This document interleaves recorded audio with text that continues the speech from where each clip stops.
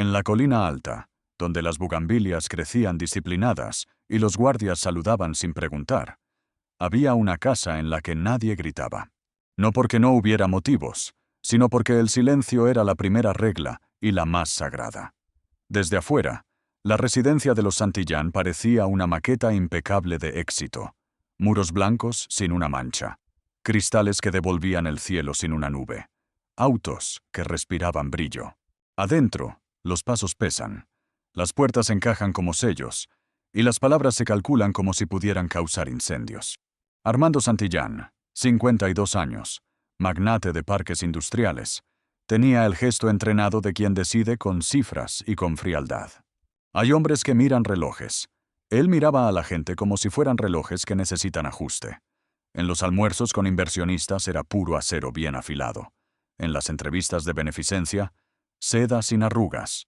Solo en la casa, cuando los circuitos de cámaras dejaban zonas ciegas entre luces, su rostro perdía el barniz. Tomás, su hijo de 13, vivía como quien aprende a caminar sobre vidrio. Ligero, sin ruido, concentrando el aliento en la garganta. Comía con la espalda recta, las manos quietas, la mirada clavada 1 centímetro debajo del horizonte, como le habían enseñado. Había aprendido que las reglas cambiaban con el humor de su padre.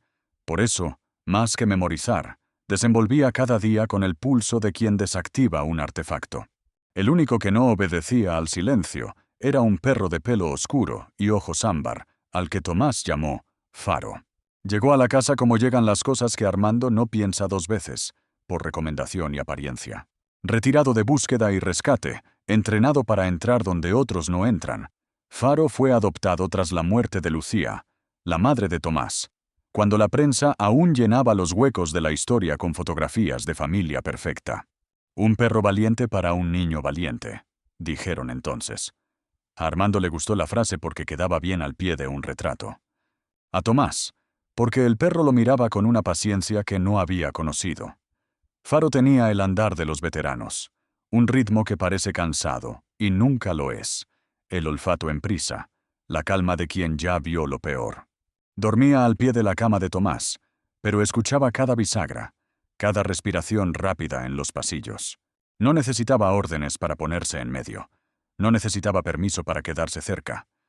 La casa funcionaba como una fábrica de quietud. Matilde, la jefa de cocina, hablaba bajito hasta cuando nadie la oía. Leandro, el chofer, evitaba miradas por costumbre. Los jardineros entraban a destiempo para no cruzarse con Armando. Había un jefe de seguridad, Vega, que sabía de cámaras, blindajes y rumores, y que, como todos, había aprendido que en esa casa la realidad tenía que entrar por la puerta de servicio. Los domingos, en la sala donde brillaba un piano, Tomás ponía los dedos sobre teclas que ya casi no recordaban su nombre. Antes, cuando Lucía estaba viva, la casa respiraba música. Después, el piano quedó siendo una pieza de museo. A veces Tomás bajaba, levantaba la tapa, y Faro, con el hocico, le empujaba el codo como diciendo, «Toca». Él se atrevía a pulsar 2 notas y paraba. En la casa donde nadie gritaba, la música parecía una travesura peligrosa. La noche que partió el reloj del vestíbulo, ese que armó un relojero suizo en persona, Armando no alzó la voz.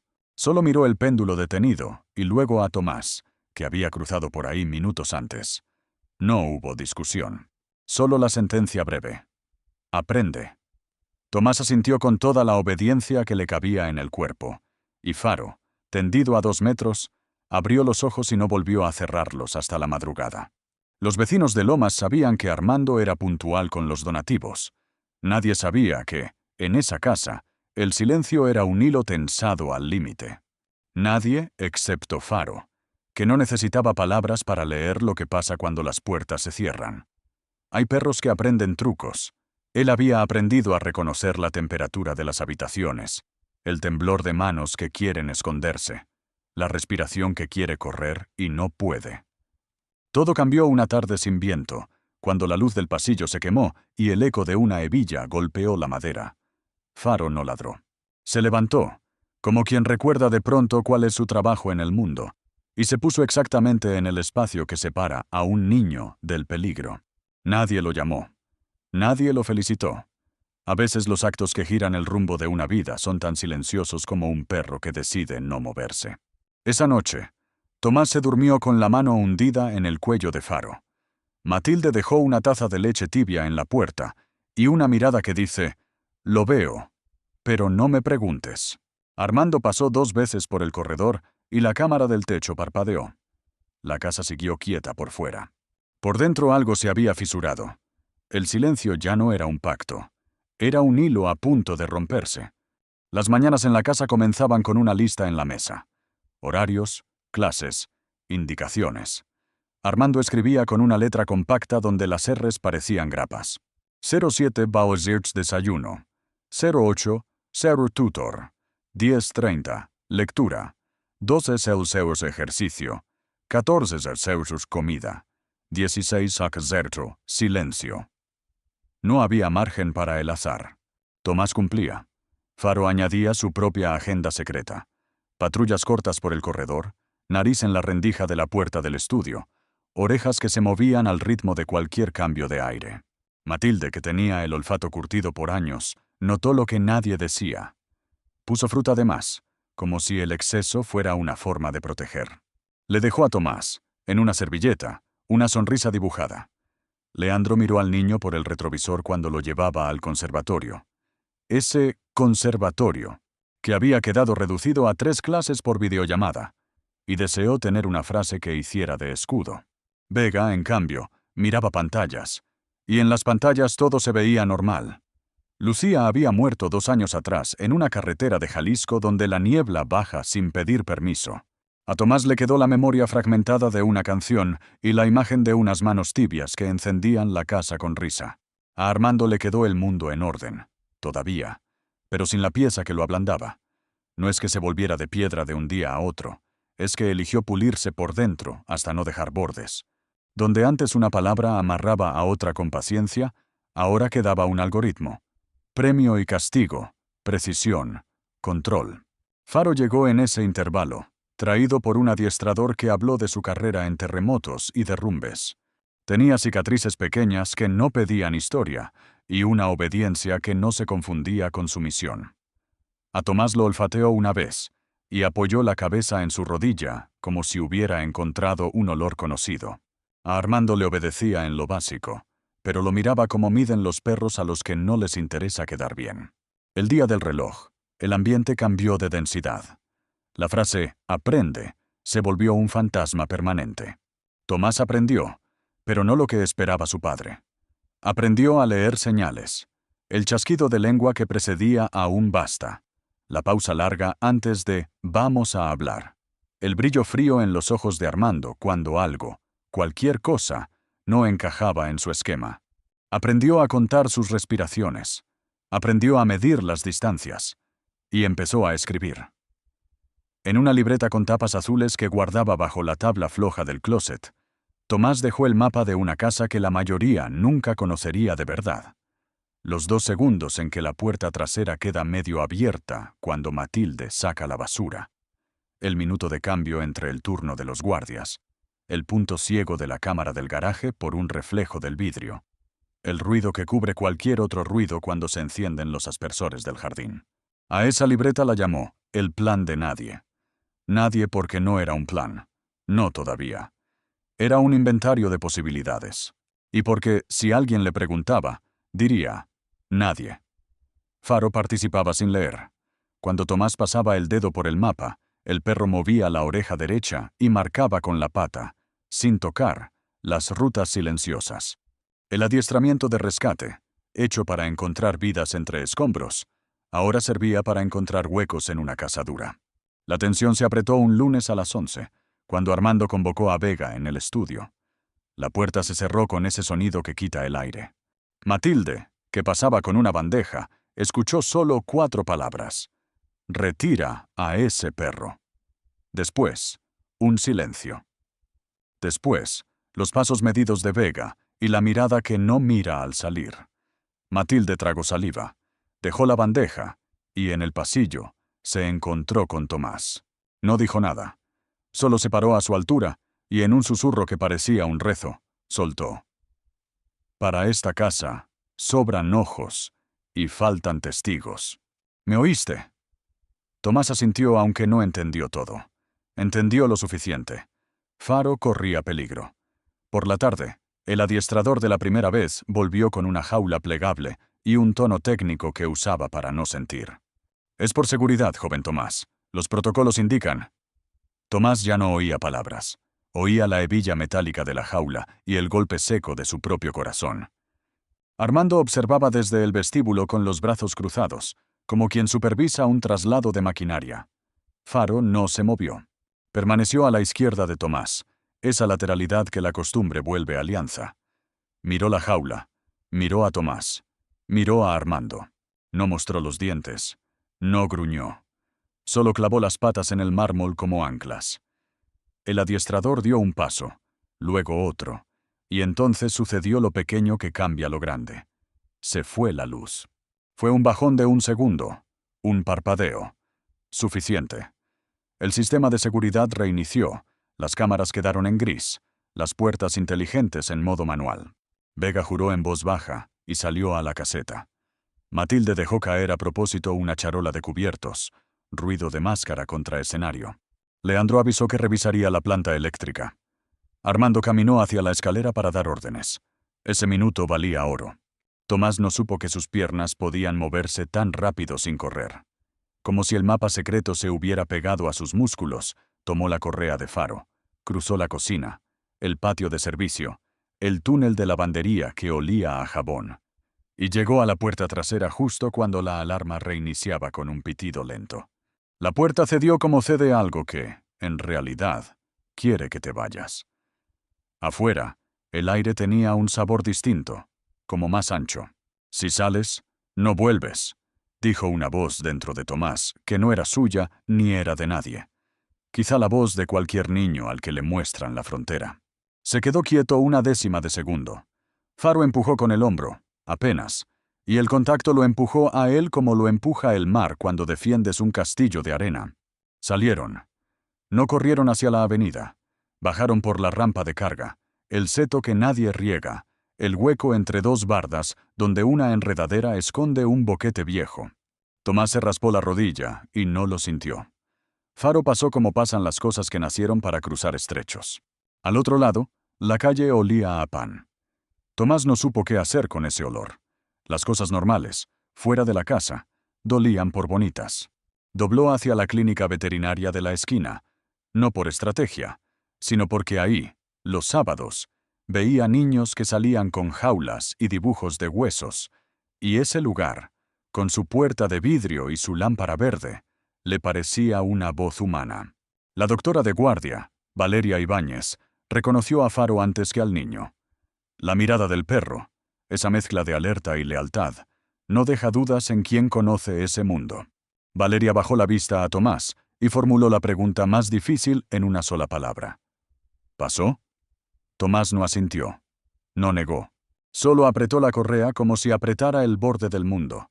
Valeria entendió el idioma. Cerró la puerta. Bajó la cortina a la mitad. Preparó su voz más simple y marcó un número que sabía de memoria. A veces, empezar a salir de un lugar no se parece a la huida ni a la batalla. Se parece a entrar a una sala con olor a desinfectante donde alguien te da agua y te cree sin pruebas. La clínica de Valeria era pequeña, con paredes color hueso y carteles de campañas de esterilización. Tenía un cuarto donde los gatos esperaban en silencio, y otro donde los perros olían los cajones como si cada gaveta tuviera historias. Valeria llevó a Tomás y a Faro a la sala de rayos X, no para hacer estudios, sino porque no tenía ventanas, y el ruido de la calle no llegaba. Puso 2 tazas. Agua para Faro, té para el niño. Antes de hablar, hizo algo básico. Se sentó a su altura. «No tengo que hacerte preguntas ahora», dijo. «Pero necesito saber si alguien te está buscando ya». Tomás miró la puerta como si las bisagras fueran enemigos. Asintió. Valeria no le pidió detalles. Marcó a la línea de protección de la alcaldía y pidió acompañamiento. Del otro lado prometieron enviar a una trabajadora social. Era lo correcto. Era lo lento. Faro se acostó entre los pies de Tomás mirando la puerta. Valeria, veterana de historias con dolor, notó una marca en el collar. El escudo de una brigada de rescate. Pasó el lector por el microchip del perro. En la pantalla apareció información que a ella la hizo quedarse inmóvil. Una nota del entrenador original, años atrás, sobre comportamiento protector con menores en riesgo, y una autorización firmada por Lucía Rivas, la madre de Tomás, para que, en caso extremo, Faro acompañara al niño fuera del domicilio hasta un lugar seguro. Nadie en la casa había leído ese archivo. Valeria lo leyó como quien encuentra un faro encendido en mitad de la niebla. Lucía había dejado más que fotos. Había dejado un plan dentro del perro. No dio tiempo de contarlo. La camioneta de seguridad privada de Santillán estacionó frente a la clínica con un frenazo corto. Vega bajó con 2 hombres y un papel en la mano. Una solicitud de devolución del animal, sustentada en propiedad. No pidió permiso para entrar. Empujó la puerta con la práctica de quien se cree permitido. «Señora, el perro es de mi empleador», dijo. «Y el menor debe volver a su casa. No haga esto más difícil». Valeria no levantó la voz. Mostró el microchip en la pantalla y la nota de Lucía. Habló con palabras que tendrían peso en un reporte. Riesgo, autorización, derivación. Vega apretó la mandíbula. El silencio que se instaló era el de las cosas que se deciden en sana contra instinto. Tomás ya estaba de pie. Faro también. «Si lo retira por la fuerza», añadió Valeria, «queda registrado que obstruyó un protocolo de protección a un menor. Ya viene la autoridad. Usted elija lo que quiere firmar». Vega midió la sala, la cámara en la esquina, el temblor en la mano de Tomás, los ojos de Faro. Conocía de violencia y de sus consecuencias. Tenía un contrato, también un resto de conciencia que se había ido achicando con los años. Bajó la mirada al papel y vio la firma de Armando como un mandato. La levantó al perro y encontró otra cosa. Una frontera que, si cruzaba, ya no tendría regreso. «Tiene 15 minutos», dijo por fin. «Luego vuelvo con policía. Si el niño no viene, vendrán por él». Se fueron. Valeria cerró, echó llave, y ahora sí miró a Tomás con urgencia. «No puedo retenerte contra tu voluntad, Tomás.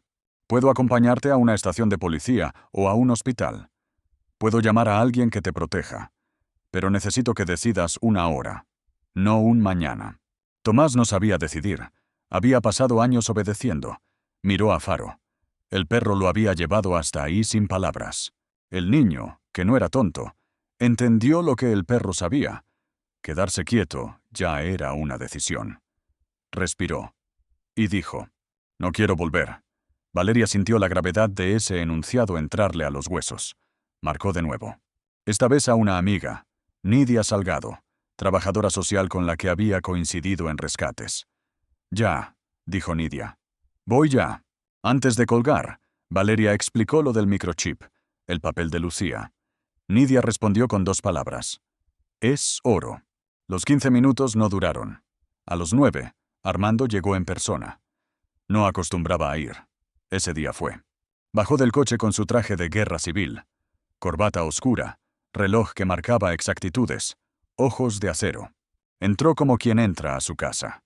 Detrás de él, 2 guardias, con el torso cuadrado. Valeria dio un paso para bloquear el pasillo. Faro, otro, para quedarse entre Tomás y el mundo. «Doctor», empezó Valeria. «Señora», corrigió Armando sin mirarla. «Vengo por lo que es mío». Tomás sintió la frase como una bofetada muda. Faro se erizó, sin un sonido. Hay perros que pierden el entrenamiento con los años. Otros lo destilan. Faro levantó la cabeza, firme, y dejó salir un gruñido bajo, no de amenaza, sino de aviso. Armando sonrió con condescendencia. «El perro es mío. El niño, también».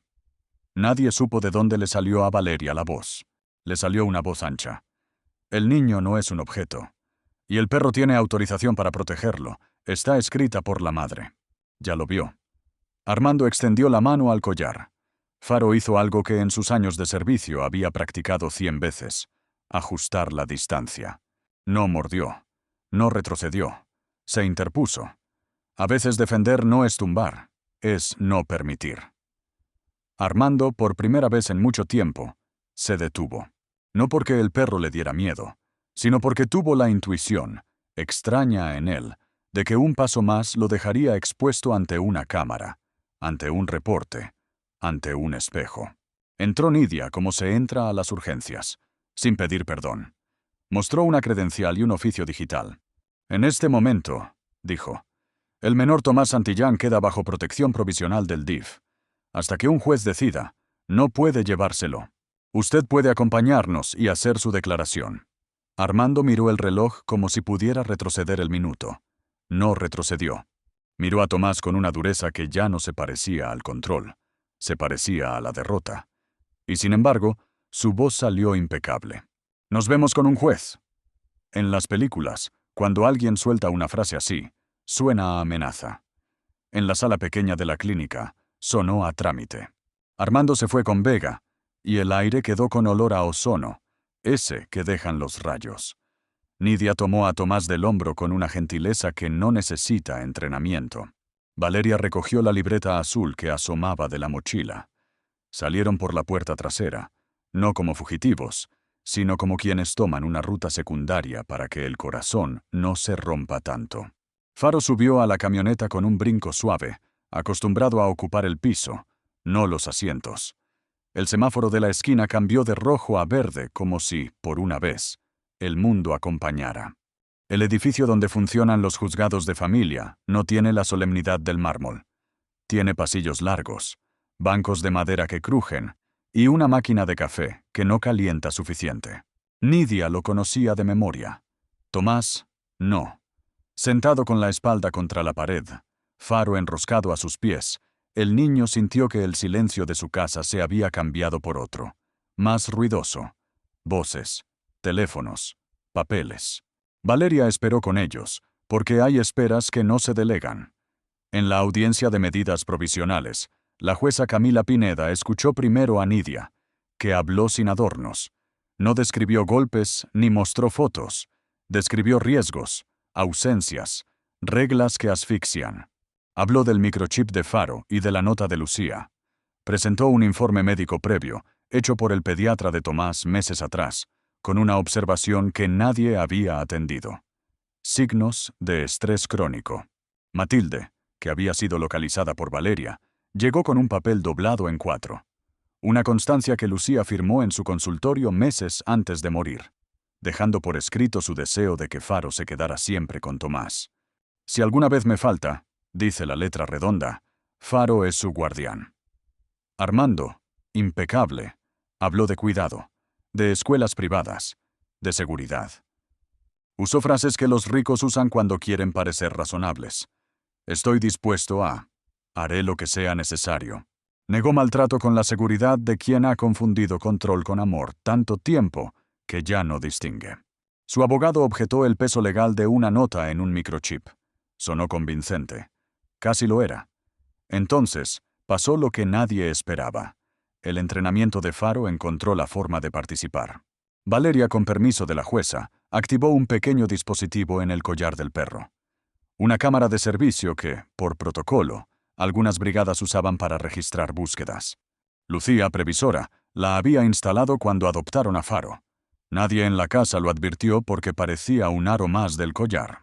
En la memoria quedaban fragmentos de recorridos, de días tranquilos en el jardín, y un par de segundos en los que la luz de un pasillo se apagaba y se oía el latigazo seco de una hebilla contra madera. No se ve un rostro. Se oyen pasos, una respiración cortada, el bajo gruñido de un perro que no ataca, que se pone enfrente. Se oye una frase. Aprende. El video no muestra un delito consumado, muestra un ambiente. A veces, la atmósfera es prueba suficiente para cambiar la dirección de una resolución. La jueza no gesticuló, solo pidió repetición. 3 veces. Luego miró a Tomás. No le pidió que hablara. Le preguntó si quería. El niño, que había ensayado el silencio toda la vida, dijo 5 palabras que fueron una puerta abierta. No quiero volver con él. El despacho no se llenó de lágrimas, se llenó de aire.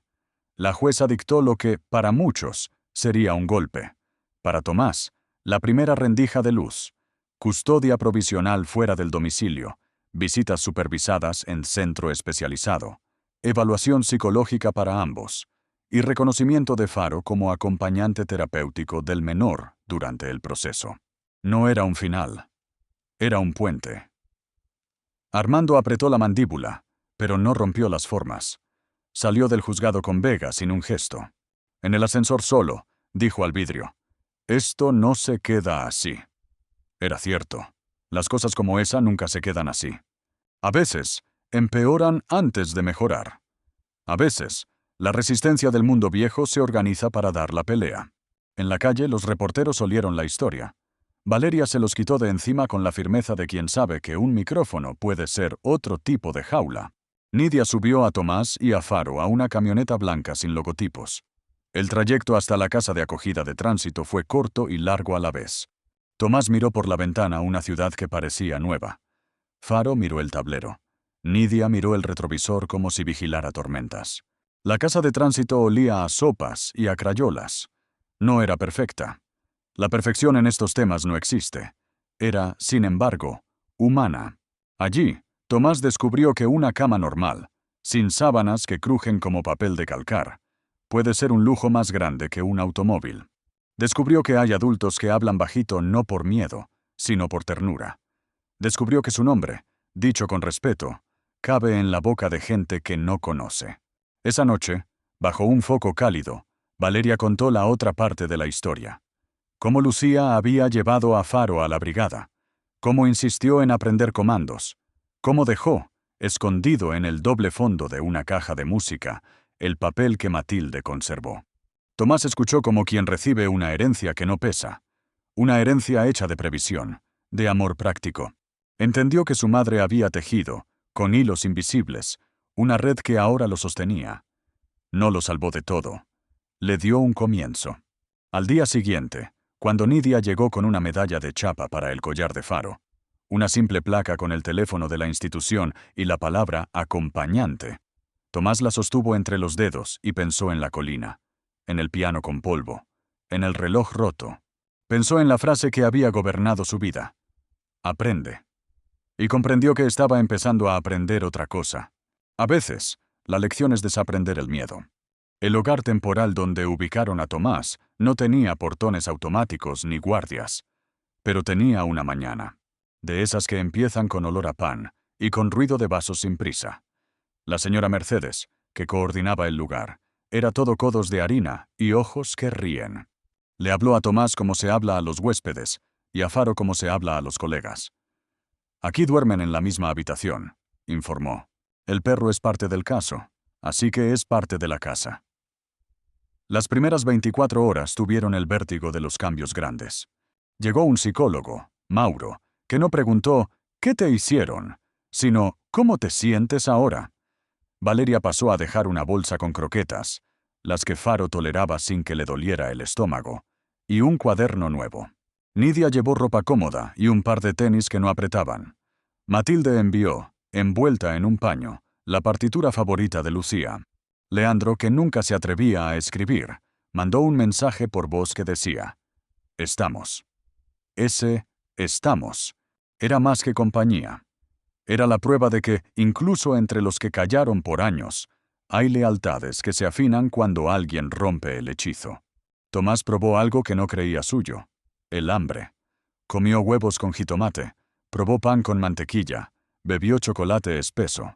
Faro se instaló donde tenía que estar, a la izquierda, un poco atrás, la cara levantada cuando alguien entraba, el cuerpo relajado cuando el niño respiraba sin sobresalto. Al caer la tarde, Mauro le propuso una caminata al parque. No lejos, no mucho, lo suficiente para que el cuerpo entienda que ya no vive en un pasillo vigilado. En el parque, Tomás vio a otros niños que corrían con mochilas a medio cerrar y rodillas con tierra. Vio una señora que llevaba un ramo enorme de flores sin envolver, y a un viejito que alimentaba a las palomas como si conversara. Vio un grupo que jugaba fútbol con un balón gastado. Las cosas pequeñas eran escenas nuevas. Faro, acostumbrado a escenarios con riesgos, calibró rápido. Identificó bicicletas, patinetas, un perro nervioso a lo lejos. Mantuvo a Tomás en un carril de calma. Si el mundo exterior era demasiado, él moderaba la dosis. La noche llegó con otro descubrimiento: el sueño. no el desmayo ansioso, no la vigilia con los ojos rotos. El sueño que te encuentra porque el cuerpo, por fin, baja la guardia. Tomás se durmió con la medalla de Faro en la mano y la partitura de Lucía bajo la almohada. En la madrugada, abrió los ojos 2 veces. En las 2, sintió el peso tibio del perro cerca y volvió a caer. Curarse no es épico, es esto, volver a quedarse dormido. Mientras tanto, en la colina, Armando jugaba sus cartas. Demandas, entrevistas, versiones limpias de sí mismo ante quien quisiera oír. Vega le conseguía citas, borraba rastros, arreglaba titulares. Pero la historia ya no era solo suya. Empezó a haber voces nuevas. Matilde, con su voz sin titubeos. Leandro, con su mirada que no baja.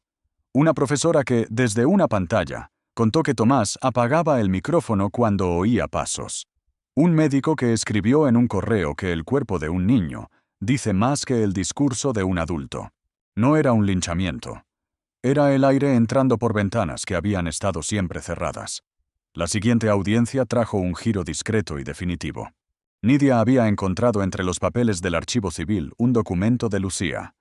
No una carta llorosa, sino una designación de tutoría provisional en caso de ausencia, con firma de notaría. En él, nombraba a Valeria, la única persona, dijo, de la que estaba segura que no haría espectáculo con lo que debía ser cuidado, como referente temporal de Tomás en decisiones urgentes de salud y seguridad. El documento no convertía a Valeria en madre, convertía su presencia en estructura. La jueza lo leyó, y las líneas del caso se acomodaron. Se mantiene la protección, dictó. El señor Santillán tendrá acceso supervisado cada 15 días por 2 horas, con presencia de psicólogo. El menor continuará con acompañamiento canino. La señora Ibáñez apoyará, de forma voluntaria, en decisiones médicas. Nos vemos en 3 meses. No hubo aplausos. Hubo exhalaciones. Había empezado algo que no era espectacular ni televisivo. La vida. Valeria no se fue. Empezó a aparecer los miércoles con comida y los sábados con una camioneta prestada para llevar a Tomás a clases de música en el centro comunitario. Mauro lo animó a tocar sin miedo a una nota mal puesta. Tomás, al principio, dejó caer los dedos como quien deja caer piedritas a un estanque. Luego, poco a poco, tocó completo Clair de Lune, no porque alguien le dijera que lo hiciera bonito, sino porque al terminar, Faro se levantó, apoyó el hocico en su pierna, y esa forma de decir «aquí estoy» es mejor que un aplauso. Los días malos no desaparecieron, llegaron de golpe, sobre todo cuando una noticia nombraba a Armando o cuando un auto con vidrios oscuros se estacionaba demasiado tiempo cerca de la casa. En esos días, Tomás volvía a encogerse. Le regresaba el impulso de pedir permiso hasta para tragar saliva. Pero tenía herramientas nuevas. Mauro le enseñó a medir el miedo, a ponerle nombre, a sentarlo al lado sin entregarle el volante. Valeria le enseñó a reírse de cosas que antes eran imposibles. El ladrido agudo de un chihuahua al que Faro mira con dignidad herida. La torpeza de una paloma que confunde migajón con piedra. Una tarde de domingo, al regresar del parque, Tomás se paró frente a un espejo y vio algo que no había visto. Su cara sin cuidarse de otra cara. Así soy yo, pensó. Y no creyó que esa frase despertara terremotos. Solo trajo paz. Se amarró los tenis. Silbó. Faro vino. Salieron a caminar sin objetivo. Un hogar, comprendió, cabe en una mañana como esa. No se parece a los catálogos. Se parece a poder respirar sin escuchar un «aprende» en la nuca. 3 meses después, Tomás volvió a la colina. No a instalarse, a cerrar un círculo. La jueza había autorizado un retiro de pertenencias con acompañamiento. Valeria condujo. Nidia llevó el inventario. Mauro, su libreta. Faro subió en la parte trasera, atento pero sin tensión. Tomás había escrito una lista. La foto en que Lucía sostiene un ramo de girasoles, la partitura de Debussy, un cuaderno con dibujos que jamás enseñó, un suéter verde que todavía olía a domingo. La casa se veía igual. Las casas ricas envejecen menos. Vega abrió, más flaco. No habló de su jefe. Hizo a un lado el cuerpo para que pasaran. En el estudio, Armando esperaba con un traje menos agresivo y los ojos de alguien que duerme poco. No se acercó. No dijo «mi hijo», dijo «Tomás». Fue un comienzo. El recorrido fue breve. Tomás no miró a los muebles, miró las ventanas. En su cuarto, la caja de música estaba donde Matilde la había dejado. Dentro, la cinta con la voz de Lucía diciéndole de pequeño: «Si alguna vez tienes miedo, cuenta hasta 10 y llama a Faro». La puso en la mochila como se guarda un mapa antiguo que ya te trajo hasta aquí. Cuando bajaban, Armando, quieto hasta entonces, soltó una frase que no estaba en su guión. No supe hacerlo. No era una disculpa perfecta. No reparaba heridas. Era, sin embargo, una grieta en el muro. Tomás no contestó. A veces, la respuesta más honesta es cuidar tu silencio. Valeria agradeció en nombre de la logística. Mauro, con oficio de equilibrista, habló de procesos, de tiempos, de terapia. Armando no pidió visitas extra. Firmó un papel. Tomás cruzó la puerta con la mochila más liviana que cuando entró. Faro, a su lado, marcó el ritmo. El resto no fue un epílogo, sino una temporada nueva. En el centro comunitario organizaron un pequeño concierto. Tomás tocó 3 piezas. Antes de la segunda, dijo algo que no había planeado. Toco para mi mamá. Y para quien esté aprendiendo a dejar de tener miedo. Nadie aplaudió a mitad. Respetaron el sonido. Al final sí, con ganas. Faro, desde la primera fila, lanzó un ladrido corto que hizo reír a los niños. La ciudad, que siempre tiene 2 noticias al mismo tiempo, supo ese mismo día que Armando aceptó un acuerdo. Terapia obligatoria, cursos de crianza, renuncia temporal a decisiones sobre Tomás, y un compromiso firmado de no interferir en la vida del menor. No fue clemencia, fue estructura. La jueza seria dijo: «Esto no borra, pero ordena». Un sábado, en un acto sencillo, la brigada de rescate entregó a Faro una placa que no venía con uniformes ni con fanfarrias. Decía: «Por mantener encendida una vida». Tomás sujetó la correa, Valeria le colocó la placa, y Mauro, que no suele emocionarse en público, tuvo que toser para disimular. Un niño del barrio, chiquito, se acercó a acariciar a Faro y le dijo al oído: «Gracias por ser un perro que no se cansa». Los perros no entienden palabras, pero Faro levantó las orejas como si sí. Las noches siguieron teniendo recuerdos. En algunas, Tomás soñó con la hebilla golpeando madera. En otras, con la voz de Lucía cantándole una canción sin letra. La diferencia es que, al despertar, había una cocina con pan, un patio con plantas, una gente con nombres que no piden servidumbre, y un perro a la izquierda. La memoria ya no mandaba, acompañaba. Cierta tarde de lluvia, Tomás y Valeria entraron a una iglesia pequeña a refugiarse del agua, no del miedo. Se sentaron atrás. Tomás, mirando el altar, pensó en la primera vez que había sentido que el mundo se abría. No quiso repetir la escena ni dramatizarla. Solo se permitió una frase nueva en su cabeza: «Estoy a salvo». No era un conjuro. Era un dato. A la salida, en la banqueta mojada, un hombre de traje barato se acercó. No tenía la postura de quienes exigen. Tenía la mirada cansada de quien está perdido. Dijo que conocía a un niño en su colonia que también caminaba en puntas de pie, siempre callado. Preguntó torpemente: «¿Qué se puede hacer?». Valeria le dio teléfonos, explicó pasos. Tomás no intervino. Pero cuando el hombre se fue, se sorprendió pensando que quizá un día él mismo podría ser quien dé esos números, quien acompañe con el cuerpo, no solo con historias. Esa noche, al acostarse, abrió el cuaderno que Valeria le había regalado el primer día y escribió, con letra clara: «No es verdad que el silencio te salva. Lo que salva es que alguien te crea». Luego abajo: «Una casa no es donde no pasa nada, es donde lo que pasa no te rompe». Cerró. Besó la cabeza tibia de Faro. Apagó la lámpara. A veces los finales inesperados no son giros, son continuidades. Lo inesperado aquí no fue que Armando se hincara a pedir perdón en público, ni que la ciudad coronara a un héroe. Lo inesperado fue lo más simple: que la luz, por fin, aprendiera a quedarse. Que el niño que caminaba en puntas de pie ahora pisa con todo el pie. Que el perro, llamado Faro por un capricho de Tomás, resultara ser exactamente eso: una luz que sin querer guía. Si alguna vez vuelven a pasar por la colina, verán la casa igual. Pero en otra calle, una ventana con macetas y una bicicleta apoyada contra la pared dice otra cosa. En ese cuarto, a cierta hora, suena un piano. No es perfecto. Nadie le pide que lo sea. Un perro duerme con media oreja levantada.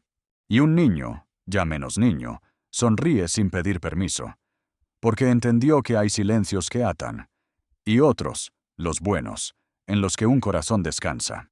Y que, cuando todo queda quieto, todavía hay música. Y la música, cuando por fin se permite, también es un hogar.